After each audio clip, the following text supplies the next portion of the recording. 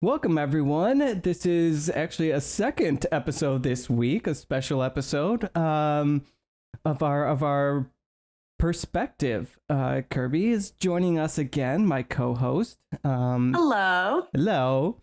Yeah, so this is Perspective, a podcast where we talk to interesting people about interesting board games. So Kirby, we're playing Honey Buzz on tomorrow. That's right. Yep, tomorrow. How are you feeling about it? Did you start learning it yet? Not at all. I'm excited. It looks fun. It's very, very cute. I have no idea what to do. We'll see how that goes. Yes. And now I just realized this is coming out on Wednesday and we're playing on Tuesday. Yeah, Kirby, so we'll have already played. How did you like the game? Probably quite a bit. Yep. I'm just going to go out on a limb. Yeah. Great. Yes. Wow. Okay. Yeah. Need to retract that. Okay. So, yeah. So this second episode this week, we have on Dave Beck, the designer of Distilled, which is a game that is on Kickstarter. So at the time that this comes out, it's got about a week left. All about distilling some alcohol. And we'll find out more from Dave all about it, his how he came up with it, his thoughts, and but Dave, thanks for joining us. Thank you so much. Really, really excited to be here. Thanks for having me on. Absolutely. So did you start board games or drinking first? Well, I mean, I started board games when I was a kid, so hopefully that means I started board games first. No, hey, I'm not going to judge. Question. It's a good question, actually. So, yeah, I mean, when I was a kid, I played games, but not really designer games like most kids, right? Yeah, I think the closest I got to that was maybe Scotland Yard. I really enjoyed Scotland Yard and a couple others too, but and I've always kind of been more into beer. I've been, being in Wisconsin, I'm a beer drinking, German background, German heritage. So I've always been a fan of beer. And in all honesty, it wasn't until I traveled to Scotland for the first time where I discovered single malt Scotch whiskey. And then since then, it's been kind of an obsession with that area. So that kind of happened just after probably me falling head over heels for modern board games as well. So it kind of all happened somewhat at the same time. All right. I mean, that's perfect for this as exactly. Yeah. So what was your first game kind of into the modern designer games? Now that we know what your first drink was. Yeah, exactly. My first drink. Yeah. So my first game, the first game I played, there was kind of two. One, I'm going to just use this Forbidden Island. It was something that this is probably 10 years ago, maybe 15 years ago, not 10 years ago. And it was a friend of mine got this as a birthday present. I think his wife, I was visiting him out in Seattle. His wife got it for him. He's like, she got me a game. I don't know. And I was like, well, we should play it to be nice. I video games. I'm a game design professor. I know video games in and out. I thought we should play this to be nice. I haven't played a game in a long time. Yeah. And I played and I wanted to immediately play again. I was like, whoa, this is really cool. And so, but that kind of passed. But then it was probably a year or so later, my wife decided to just buy me randomly. She probably went to like Games by James or something, bought me randomly Dominion because they said that would be a good game. You should, if he wants to get into it and learn it. And again, same thing, like, okay, thanks for getting me a board game, honey. And this was probably 8 years ago, maybe. And I decided to have a couple people over and play it like, oh, this would be fun. And it was just, and you know how it is. Once you play that, you go down that rabbit hole and then you're just, your life is games. So you never come back from that. You do not. Your wallet, your shelves, your life. Your whole life. It's consumed. We know how it is. Yeah. It's definitely a big one on the wallet. That's right. And time, honestly, time. It's time. My schedule is just like, when do I find time to like not board game? Yeah, anything not board else? game, or even like find time to bring in some other friends to come and game because we're just constantly doing board game related stuff, and it's So okay, so you're a professor in game design, you said. Yep. Yep. Yep. I remember reading. I went to school at UW Milwaukee. You're up at, where are you teaching at? Stout. UW Stout. Stout. Okay. Yep. Yep. And how long have you been doing that? I've been here 10 years. I went to undergrad in Minnesota. Then I went to grad school in Madison. So UW Madison's where I went to grad school. And then I spent 4 years up in upstate New York teaching, and then came back to this area. And I was hired to actually, I do more, my background is more in kind of 3D modeling and animation. And so I was hired to actually do a little bit of that, but also it was funny. It was one of these things where Stout hired me and said, yeah, you're going to be teaching 3D modeling classes and animation class. Great. Sounds good. That's what I do. That's my wheelhouse. And then once I got there, they're like, oh yeah, by the way, you're going to be starting and running the game design program. It's like, cool. Okay. So, that's so yeah, no big deal. So anyway, but it's turned out to be amazing. Yeah. We've built up a really amazing program at Stout, and both in video games, but also board games. Like our introductory first year level class has no presence of video games. It's all about teaching mechanics and strategy and different types of games using board games. So the final project for the students is to design a board game, like a small 2 or 3 people working together to make a game. So that's pretty cool. That sounds like a phenomenal class. I took game theory in graduate school, and even that was cool, but just like a game, a class all about making board games. Oh yeah. No, it doesn't stop there. So that's a good first year level class. So then one of my good friends, Andrew Williams, he teaches at our school too, as well as his partner, Chelsea. She also teaches. Chelsea teaches a psychology of video games class. So they can take a psychology class on video games.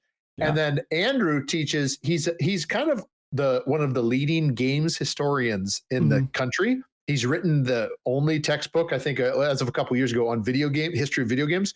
So we have a video games history class that all of our students take. And the homework is that they're sent to the library, where we have a collection of, I want to say 400 video games with across 16 old consoles. And they just go play, something on the original Atari, and then write a short paper about it. That's the homework. Wow. It's awesome.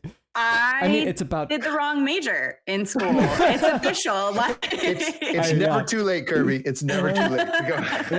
That is awesome. And then honestly, about time video games kind of got a history in it. I mean, now that it's been how many years since the very beginning of video games? It's been quite long enough for people to actually see and understand the difference in growth of video games, where it's gone, how the industry has grown and changed. And and Andrew talks about how a lot of this started with things like I forget what they were called, but basically Penny Arcade, the group, but then penny arcades, where you'd put a penny in, and it wouldn't be video, but it would be like an animatronic thing that would just go for 30 seconds. Yeah. That was the beginning of the arcade and interactivity. The fortune teller thing. Exactly. That kind of thing too. And I haven't been there, but there's supposedly a gorgeous museum in San Francisco all about that, where you can just go and see all of these. Yeah. Wow. It's pretty cool. Dang, I missed it when I was there. I know. Me too. I know. and now, of course, you got me intrigued to just want to chat video game and more so modeling, because I'm an architect, and I like the visualization 3D modeling side of it. And for the past 4 or 5 years, I've been doing and teaching myself visualization, and I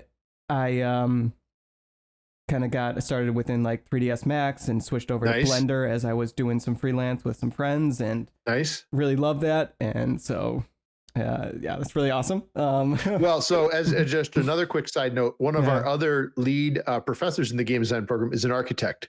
So she didn't have that much background in games, but we knew architecture is such an important part of the game experience. And so that's a good example of kind of how all walks of life contribute to games, which is I think why I love it so much. Yeah, absolutely. Well, I think you see that in the people that play, because yes, we all play board games, but the second you start to learn what people do in their daytime non-board game life, everybody is so different, and they're so passionate about it. And I really enjoy that part of it bringing people together that are just completely different. Yeah, I agree. Yeah. So now that we've had our video game chat segment of the show, I see you've got quite a bit of collection back there. Which of those games would you probably never get rid of? You'd always keep in your collection. Ooh, that's a good question. Well, it's probably not just one, but I only get it to the table once or twice, maybe 3 times a year, but I just love a full game of Twilight Imperium. So that's one. I absolutely love Scythe every time I play. So that's probably one as well. And then the third one, I'd say I'm very much about the social experience of games where like even though Distilled has a solo version, I don't play solo games. I like the idea of people sitting around a table, like, connecting and talking, interacting and solving something together or against each other. So, TI being such a epic all day affair, it really attracts me to that.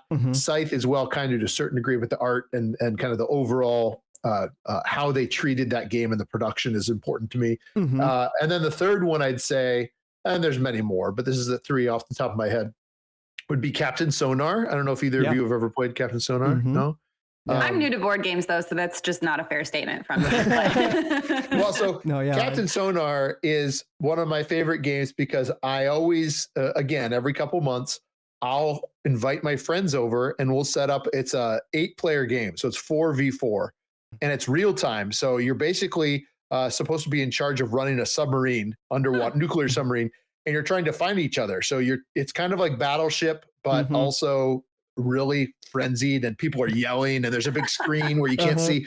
Oh, it's so fun. Oh yeah. So that's probably another one I would say too. Yeah, that sounds great. That's when we really pulled fun. out. Like, we pulled out just chaotic enough. Yep. Yeah, we pulled that out sometimes at our big board game nights. The one that at Kirby at the end of the month with Jake's. Yeah, that we pull out sometimes. Yeah, and we'll sometimes pull it out and it's just like there's still other people playing other games, but this one gets so loud and just like you're trying to listen for everything, especially because one person is trying to like listen to the other team's captain and like figure out where they are in this map, and it's a lot of fun and it's a good choice. Yeah. Well, that's on my short list now. Gonna have to play it. Well, it's funny though, Kirby. So you just need to be careful because I found that only certain people like this game because it's real time. It's really intense. So you have to be someone that like likes that intense like pressure moment, like and be okay with like yelling Yeah. So it's just keep that in mind. But it's it's so fun. That's fair. So fun. Yeah. Yes, and we always get Scythe is a big one that comes up on here too. And Keegan, one of the other members for our group, is not a big fan of Stonemeyer games, particularly Scythe. Really? Yeah. Why is that? Oh, you didn't know Keegan? No, I don't know. For him,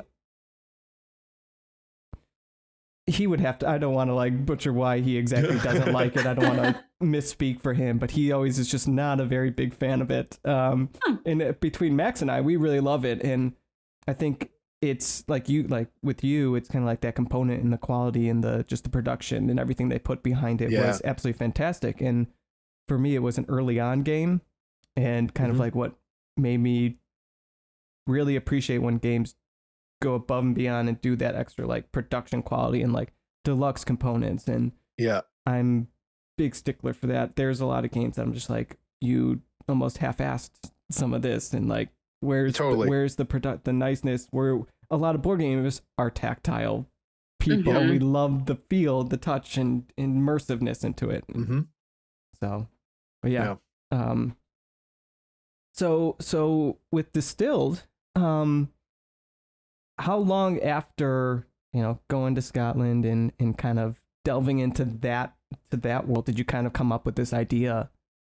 Yeah, so it's funny because so I went to Scotland to put it in context. I went to Scotland twice. Lucky enough to go twice. The first time I was actually teaching game design over there. So I took my students over there and I used like the castles and the history as they had to create a board game or a small card game or something by the end of it. So that was a lot of fun. And then a couple years later, I got a chance to go on my sabbatical for school. So I was able to do some research over there. I was over there doing other things. I was actually investigating VR and augmented reality and history. But I, by that point, had fallen in love with whiskey the first time. And so I had been touring lots more distilleries.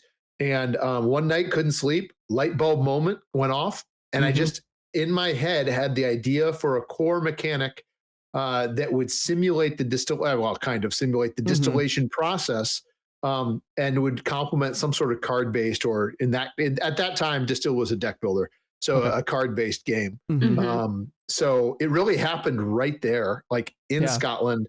Once I spent all night working on this idea for this game, and in the morning, I probably had 2/3 of that thing pretty much fleshed out, close to what it's like. 2/3 of it is close to what it's like today. Core concepts, and then I just every day paper prototypes.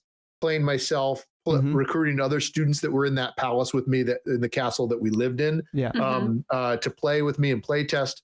And I've just been going nonstop ever since. So it's been almost 2 years of working on it since my time in Scotland. Yeah.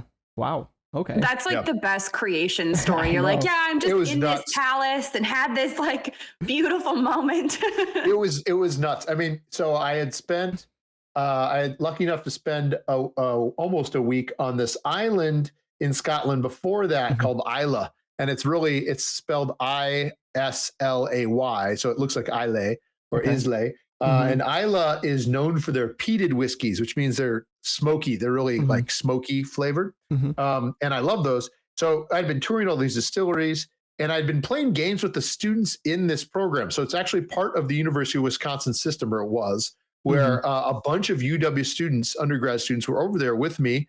And my wife was teaching over there and I was doing research. So I had brought an entire suitcase, like a full large check bag full of board games. Because I thought, oh my gosh, I'm going to be over there for like almost 6 months. I needed my games. But I also knew that they weren't going to know any games. So I had to bring like light games and small games, light as in light, but light as in small. And, so I'd been playing and introducing these games to them. And it was the night after we played, it's not Puerto Rico, but the travel version is San Juan. So it was the night after we played San Juan, and I had some whiskey that night too, and I couldn't, and that's when it hit. Like playing San Juan, having toured distilleries, playing San Juan, and having whiskey, all kind of birth distilled. Well, that's awesome. Yes, and okay, so. And so we've talked to like some other designers and asked them kind of like how their process about like actually playtesting or working through these ideas. It sounds like you kind of just had this whole thing worked out within a night. And how did when you first came to it, like when you first just brought it to the table to say, hey, let's test this out. How did it go in that first test? Yeah, yes, so it is unique. It's normally it doesn't happen this way, and I'd like to attribute to maybe it's that I've been teaching game design for almost 10 years and designed lots of video games on my own, and also helped students through and design some like small card and board games too on my own. Yeah. So I'd like to attribute to maybe that's why I was able to come with a working prototype so quickly, because I had in my head, I wrote it all down, and then I started making just print out pieces of paper for cards. And I played a 4-player game, against myself, just going around the table. I think it was the next day, if not maybe the day after that. And the first time I played, it worked. And it was like, it was not, again, not normal. There was obviously problems with it. It wasn't balanced or anything, but it was like, I had this feeling. I remember saying it to myself, like, oh my gosh, this actually works. So that from there, it was a deck builder at the beginning, definitely had some flaws, but at the same time, I wanted to make sure that the player board looked like a distillery that you were looking in on, and that you could buy upgrades to have, basically build a little tableau or engine. I knew that the when you distill alcohol, the first part that comes off the run and the last part is toxic. This is a real thing, and that's why when people say, like, if you drink moonshine, it'll blind you. Well, that's because of that. It wasn't properly distilled, and you're drinking the wrong impure part. So distillers know this, and they take that and they call it the head cut and the tail cut. And so that was the mechanic that popped in my head that night, was that, wait a minute, I can just say we throw this stuff into a batch, because all spirits are made from yeast, water, and some sugar, like a grain or a fruit. So if I have the player add lots of cards, more water, more sugar, more yeast, but I still require them to they shuffle them up, and then take the top card and the bottom card, the head and the tail, remove them. Then whatever they have left as their spirit, there's some push your luck there. But then with the upgrades, they can mitigate that luck, like remove them, but then put it back or whatever. Yeah. I realized, wow, it's kind of connecting to the theme. Distillers reuse that alcohol they remove from the front and the back. So I say you don't throw those cards out that you pull. You put them in your pantry and you reuse them your next turn. Yeah. Cool. So I really tried as much as I could to follow those. And yeah, it was kind of nuts. A lot of it did carry through. But it's no longer a deck builder, because, again, probably part of the reason for that is that the thing that people enjoyed the most was that distilling, like mixing it up and taking the cards, see if I made it or not, right? Yeah. And so in the original game, you only did that once or twice as you built a deck up bigger and bigger. And now I just have you do it every round. So you're doing it 7 times in the game. Very cool. So you have 7 opportunities to make a successful spirit. Exactly. Well, you always will make something. The failure is moonshine. And the backup that it can always be made, even with ultimate failure is moonshine. Anything else could be vodka, but then anything on top of that is extra. So let's say I want to make a whiskey. Well, I have to have a certain number of a certain type of sugar in there, as well as a certain barrel. So the more spirit points or victory points a spirit is worth in the game, because there's over 15 different spirits you can make in the game. The harder it is to make, of course. The harder the challenge. It's harder to acquire the resources, acquire the items, have it age, all those different steps too. I have to say, like, looking at the Kickstarter and like going through, like, one of the things that I thought was really like helpful looking at the Kickstarter was just the actual like videos that you have, the little animations of like how it's played and watching it happen and cards coming together. And I really liked the little spirit like labels that you put on there. Really liked those.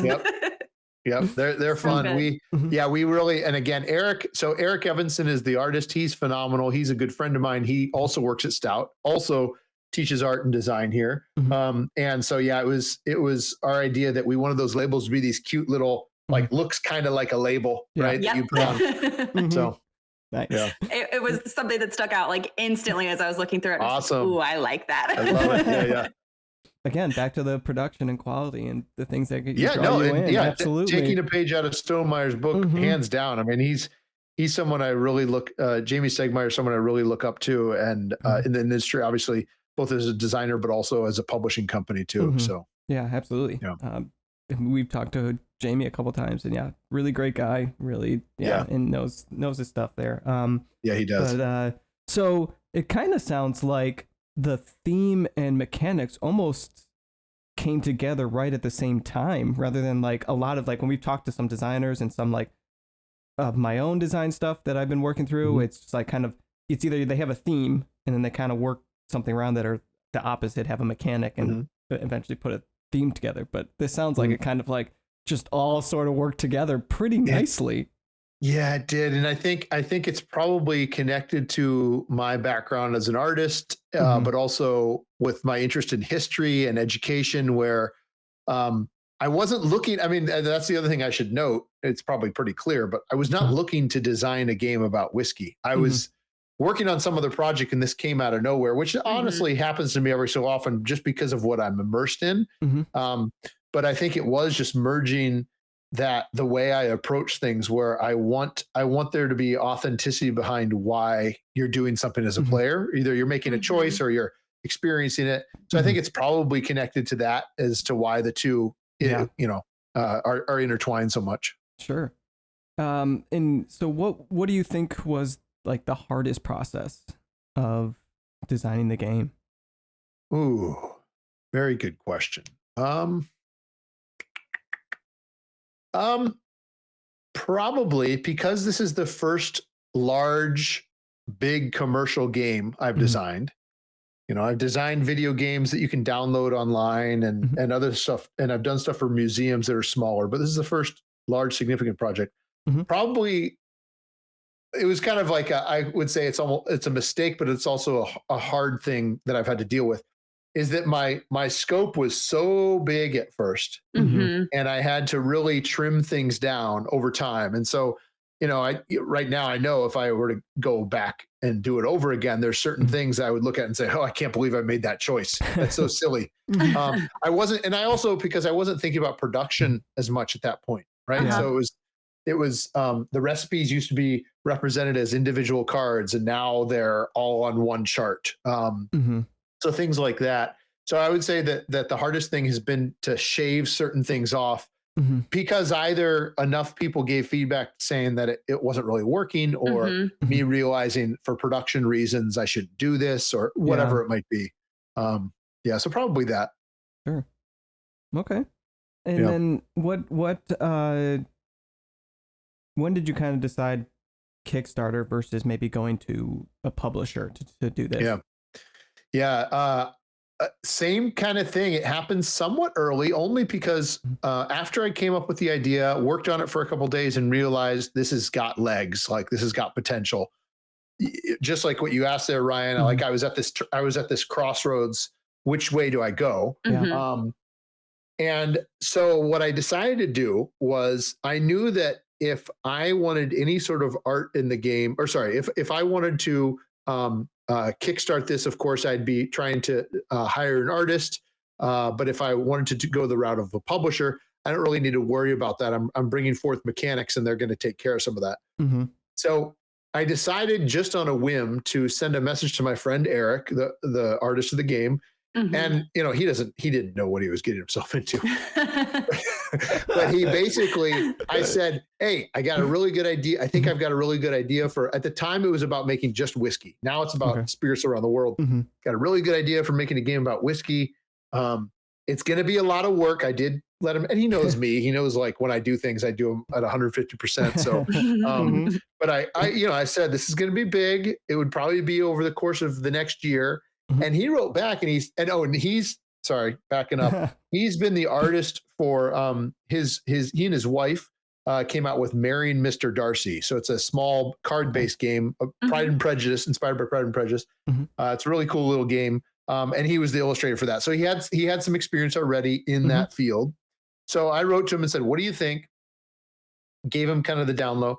And he wrote back and he said, "Well, actually, I don't know if he had just found out or what, but he knew he was going to be on sabbatical for the entire next year." And he's like, "You know what? I've already got another project, but I can add this." I think he was thinking like, "Yeah, it won't be that much work."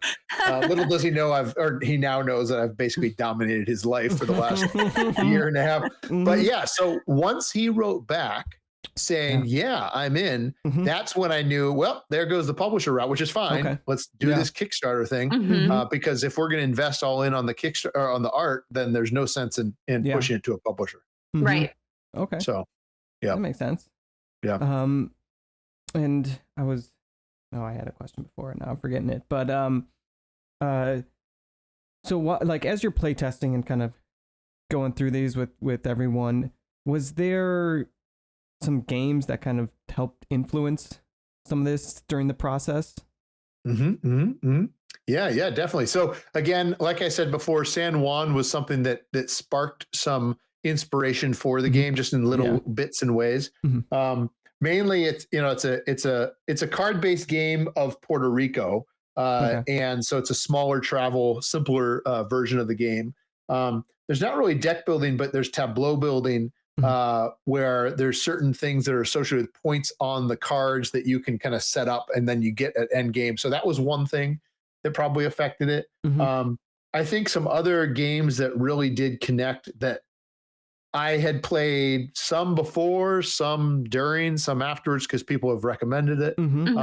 Of course, Wingspan. I mean, again, I've already talked about Stonemaier once here, but but Wingspan, honestly, what I loved about that was that it was taking a topic that people would normally not consider that interesting. Whether it's, I mean, some people of course do with birding, but something maybe a little bit more mundane, but you taking advantage of the artwork, but also kind of what you can kind of create before you. So that really influenced me. The push your luck of Quacks of Quedlinburg influenced me too. That idea of like fun and surprise around the table when something happens was exciting. I think I'm missing. And then I guess the other two I'd say that there's many more, but the other two I'd say that again, kind of connecting back to theme, people always compare it to viticulture, even though it's so again, Stonemeyer, sorry, can't get away.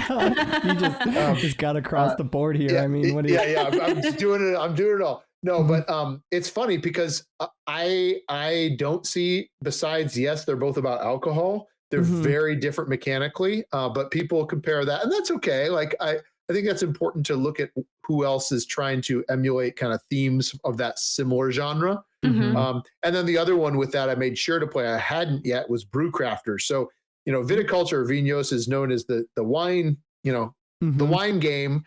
Brew Crafters kind of maybe having an ale, but Brew Crafters is kind of oftentimes known as the beer game. And so I played that, and I was so surprised to see the very similar, both, you know, because they're both emulating industry, viticulture and Brew Crafters, they're both worker placement. And I think that was when I realized that I did not want, even though I love worker placement in my games, I realized if I was going to simulate industry and alcohol, I should not include worker placement, because that's too easy. But you know, in terms of like, put a worker, literally they're called workers in the spot to work, just like industry. So I knew I didn't want to do that, but also, of course, again, being compared to other alcohol themed worker placement games. So, but I still played those and really got a lot of great stuff out of those, as well as many, many others too. Yeah. Cool. So, absolutely. And do you have any thoughts of like follow up to the game, or do you kind of want this to be like it's one standalone. thing, standalone? Well, if you had asked me before the Kickstarter, I would have probably said, well, yeah, we'll see how this does. Little did I know how it would do. Now, all along, I have, you know, we've got an expansion that's part of the Kickstarter, but it's honestly, I guess I'm glad I call it an expansion, because it is. It's not something that needs the game to, or sorry, it needs the game to play. It can't be standalone, and it enhances the game, but it's really, it's not infusing tons and tons of new mechanics. There's a few little things on some of the cards, but it's meant to more just diversify, as in like culturally and geographically diversify the experience. Sure. But yes, I do definitely have one pretty solid idea for an expansion for Distilled down the road already. So that's going to be obviously continuing to work on refining a lot of these kind of new stretch goals that we've opened up first, and then jumping into starting to develop that as well. That will be kind of a complement to Distilled. So okay, very cool. Yeah. Is it kind of keeping with spirits, or are you going to kind of? Yeah, so it would be an expansion that you'd add into the actual game. Okay. So definitely keeping with spirits and kind of branching out further into beyond just, you know, when you distill spirits, it's one thing. It's just the raw liquid that you get off of it. But there's so much more in the industry that I want to dive into. And again, try and replicate thematically or mechanically in the game as well in future expansions. Cool. Okay. That's very cool. A little bit what I was curious about. Yeah. Seeing if it kind of like took that next step. And that's awesome. And so, when I had asked you to come join us here and chat, and you were saying that it was very much based on the actual distilling process, and it had a lot of that's where a lot of the concept came from, and made me think like, oh, okay, what other games do this too? And like, I like this idea of like games being designed almost like as a teaching, or like a embracing something like, that happened. And so I was like, okay, well, let's let's also try to think of some games that we could that also fall into this theme that we could maybe suggest to people. I don't know if you've got a game that you really like that kind of also has a real life basis behind it. Yeah, I've got a couple that I gave some thought about this that some I've played, some I haven't. So caveat, I just know that they are, and it's games I've been wanting to play. I just don't own them in my collection. But one that many people often refer to for this is Kanban. So it's Vital Lacerda's game.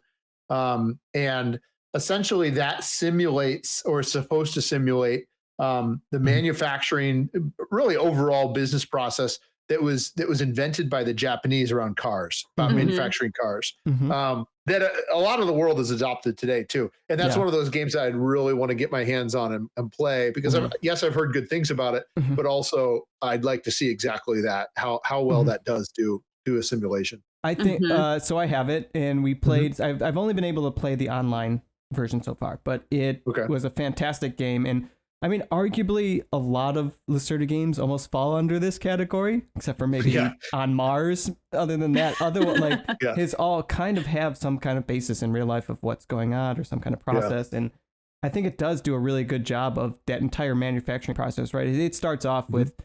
You don't really like go in making a car. It's just like that's just like a little aspect that it just comes through the pipeline, right? And then it goes to the racetracks, and then it goes through actually like the testing of the vehicles and going through the whole process. Yeah. I think you'd love the component quality, phenomenal. Yeah. But I mean, it's Eagle Griffin. What you got to expect fantastic stuff from them. Yeah, I've got Gallerist and Lisboa, so I'm a big fan, but I probably should have backed the Kanban EV. I just didn't end up doing that. But yeah, I really need to get the physical one to the table, because I decided to end up later on buying the metal cars, and I love them so much. They just it just fits perfectly with the theme, and totally. But yeah, that's okay. Well, you got to cross that game off my list. You took one game from me. Thank you. Yeah, no, Kanban's a fantastic game, and definitely a lot heavier. All these Lacerda, for people who haven't quite played them, are very heavy games. Very quite long, maybe three or so hours plus. If you don't do it like 3 hours, 3.5, 4 hours with a teach. Yep. And they're gonna be a bit more. Oh, I got someone messaging me.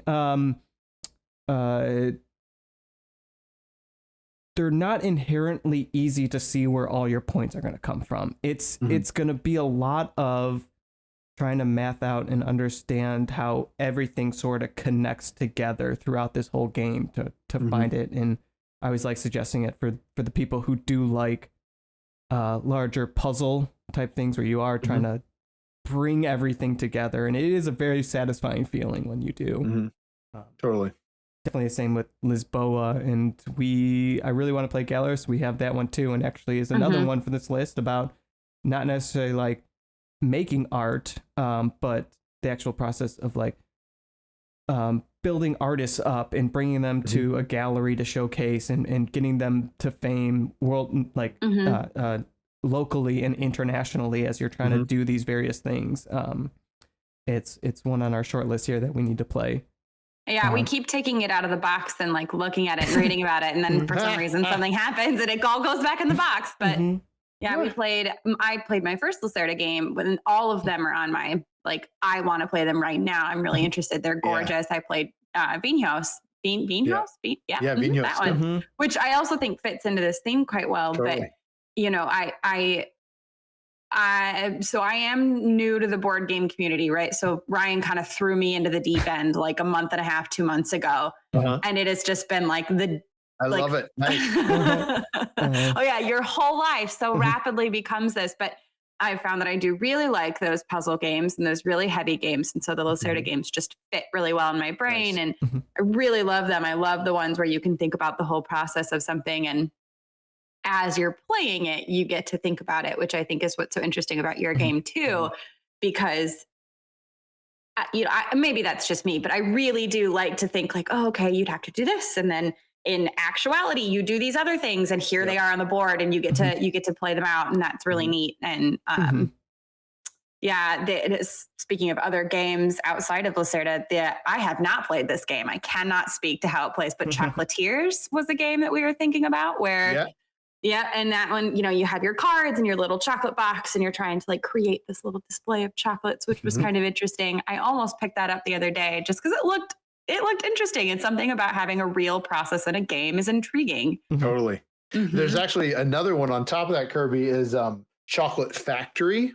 Okay. So you should check that out. That's a really fun game where basically you run a chocolate factory, and there's actually an assembly line with a it looks like an assembly line with a conveyor belt, and you move, and you basically install equipment, and as you move kind of these chocolates down, they do different things to the chocolates, and then of course you have to sell them as well.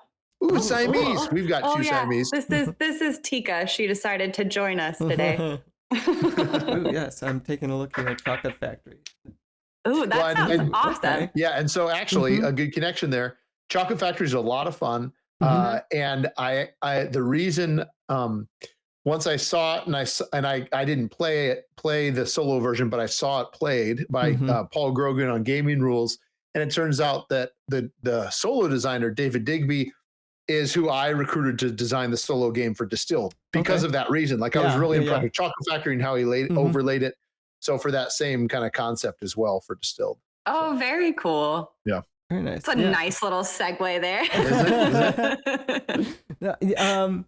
And yeah, I mean, so yeah, thinking about that is just like Lacerda or any like game with this process, this theme, and Kirby, you were kind of saying it's like you almost get tied into the theme more and into the game when it is actually something that maybe you know about, or like it's like this is kind of what actually happens, and it's maybe it's a little bit vague in a sense, but I think it draws you in a little bit more, like especially with, we're gonna just keep talking about Lacerda, these ones you mentioned, but thinking about Gallerist or Vinhos, it's just like, I'm getting these, like I'm bringing these wines they're developing in my winery, and then I'm trying to sell, and like the connoisseurs want certain wines, and you're trying to get it to them, and it's just like, I think I like get into the game more when it is these type of themes than I do just say a game that just kind of has a theme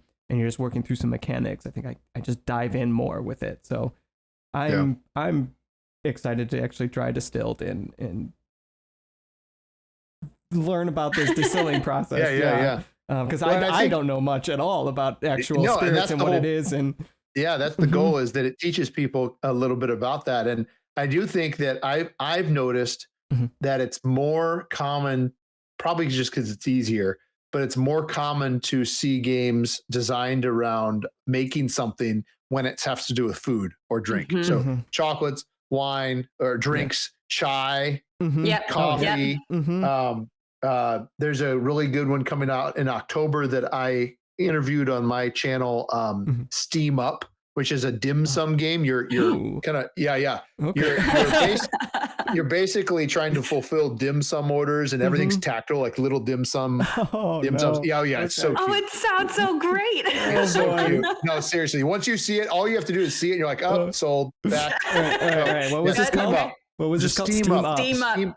And they'd love to probably, you could reach out to them. They're really nice. Dim sum. Okay. Yeah, they'd love to chat with you too. So be sure to do that. Yeah. Who's this by? Who's doing it? Hot Banana Games. Okay. Hot Banana Games. Yep. Okay. Yes. Okay. So this is the second week in a row that I'm gonna end the podcast and go find a game, because somebody recommended it, and it was like, yes, that sounds like something I need. That's right. It's definitely been a theme of this podcast since we started this podcast. It's just like, what does Kirby make Kirby buy something? Right? I mean, I've been doing that, but like, that's a successful podcast as long as by the end. Yeah, even like Kirby. I'll report back. Yeah. And Kirby just recently joined us, but even like with Max and Keegan on some of the other ones, it's just like, one of us always was just like, damn it, now we got another game to buy. Oh, geez, okay. We got to add it to our list. Here's another. That's right. Exactly. Yep.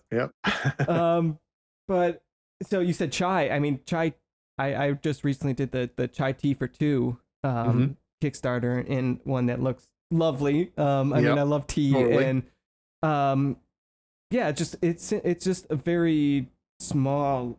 I mean, chai for two, obviously for two player, and you're trying to get these different teas and get them to the ships to export them, and like then you have like your whole market and a bunch of other things going on, but yeah, the process of making tea, not necessarily making it, but actually getting it out, and is another one for this theme that looks really cool, and I'm pretty excited. I haven't played chai. I think from what I've heard, chai is a little bit lighter than chai tea for two will be. Yeah, there's a couple other games that came to mind for me, kind of in that art realm. You were talking about Gallerist, but these are terrible simulations, but they do have to do with making. As an artist, I can say that. But one that's more entry level, that's more gateway, is the Bob Ross game. Yeah, there's a Bob Ross game, The Art of Chill, is what it's called. It's silly. You can probably buy it at Target. Whatever. I mean, it's something you play with people that don't ever play games. But basically, you've got one of his super cheesy paintings up on the easel, and you're essentially, what you're trying to do is kind of match the colors with cards you've got in your hand. So again, kind of silly, but it's kind of fun. So that's one. It looks beautiful. Okay, I've got one like that, but this is a really old game. So I grew up on this game. It's from like the 70s, I think. It's called Masterpiece. And you basically, so all of the paintings in Masterpiece are from the Chicago Institute of Art, right? Nice. And so you have all these paintings, and you get them in your hand, and then you separately get like a price card, right? So, but you keep it hidden, and then you're bartering, and you're trying to get other people to buy these paintings from you. Nice. And one of your cards says fraudulent. So nobody wants the fraudulent painting at the end, and you're trying to sell it off, but one of them's worth $1 million. And so you really don't know what you're getting. And so you learn like what other people have in their hands. And it really is so simple. And like, you can't really find, like, you can find it on eBay, but it was so fun growing up with it. And as you're talking about art, I'm just instantly taken back to it, because it's just such a good game. Masterpiece. Oh yeah, Masterpiece. Good. If you ever see it, it's worth a play. I'm going to look for it. Totally. Yeah. Sorry, my daughter is like slowly creeping. Yeah. What's her favorite game? Izzy, what's your favorite game? Is it the egg game? Yeah, she has this game. Crazy Eggs. Crazy Eggs. Not S, it's Z. Eggs. Oh, eggs with a Z. Oh, of course it's eggs with a Z. Duh. Right, yeah. Basically, you roll a die and you put eggs in weird parts of your body. And try not to let them fall out. I love it. That's right. I love it. Nice. Nice, Izzy. I think one other game about kind of making, again, kind of worker placement, but kind of not as fresco. So that's one I was trying to think of. Yes. You're kind of a Renaissance painter. You're basically supposed to be painting kind of the Sistine Chapel. And it's kind of, again, same thing. It's not heavy simulation, but it's neat. There's some mixing colors. There's some hiring people. There's some, again, kind of an interesting element to it that over the course of the game, and I think that's one thing I love about games that do this too, is that over the course of the game, it transforms, in this case, into the painting in the middle of the board. Oh, cool. I've painted this thing as you're removing things or doing things. So I think that's always cool once, whether it's a group or yourself, you've created something, I think is a neat element to games as well. I think there's another painting one. Was it by AEG? I can't remember the name of it. It had like a painting on the cover, I think. I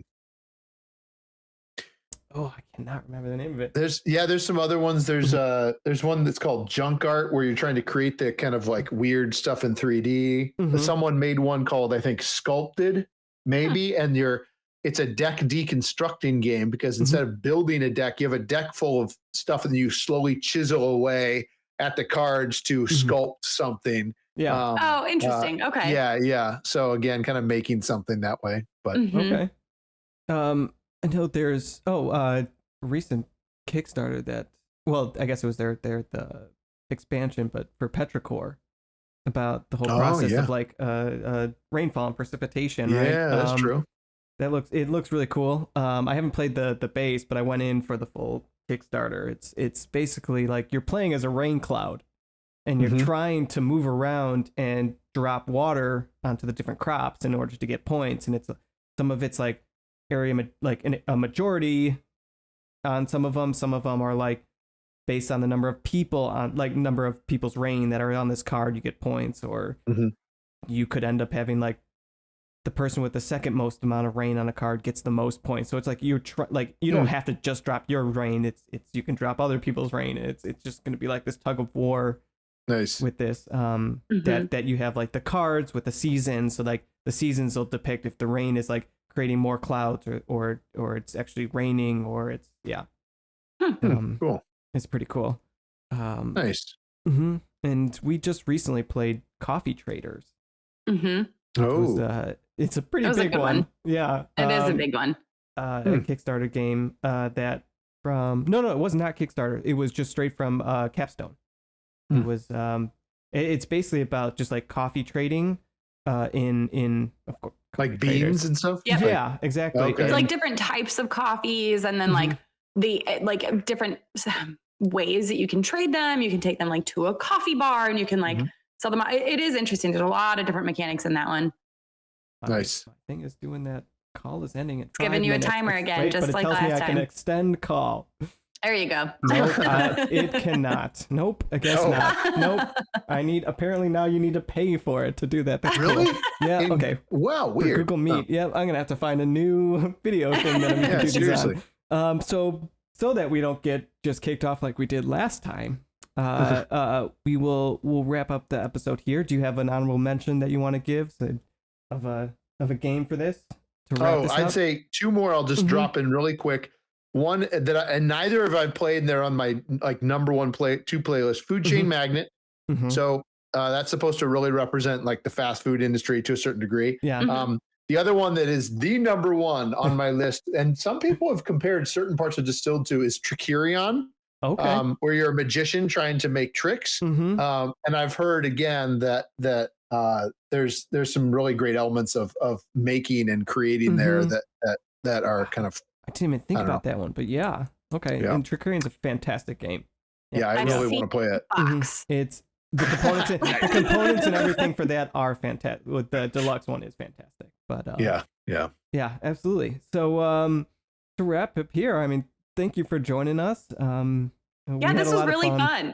Yeah, thank you. This has been great. Absolutely. And everyone, when this drops Wednesday, it'll be up for about another week or so. So check out Distilled on Kickstarter. And I don't know if there's anything else that you want to plug, Dave. Let people know where to find you. No, if they search there, they'll find everything else. Just search Distilled Game. We're on all the socials, all that jazz. So would love for people to check it out if they want to. Absolutely. And I highly recommend it. Yes. Thanks. Is there anything else that you maybe coming up that people could have a look out for? Not real. Me sleeping once this is over. Wonderful. They can know that I'm resting. No, not really. I don't know. If you mean, well, actually, wait a minute. Oh shoot, is it Wednesday? It might be the same day. Paul Grogan, Gaming Rules, is going to do a solo playthrough of Distilled. Okay. I think it'll be America time, probably sometime in the early afternoon. Okay. This will on be Wednesday. in the morning, early morning. So that is happening. So go watch that. Go watch that. Okay. Boom. Yeah. It'll make you want to buy it even more. Exactly. This is Paul Grogan. Yep. All right. Well, really appreciate you coming on. Yeah. And till next time, everyone. We'll see you later. Bye. Thanks. Thanks, everybody. Bye.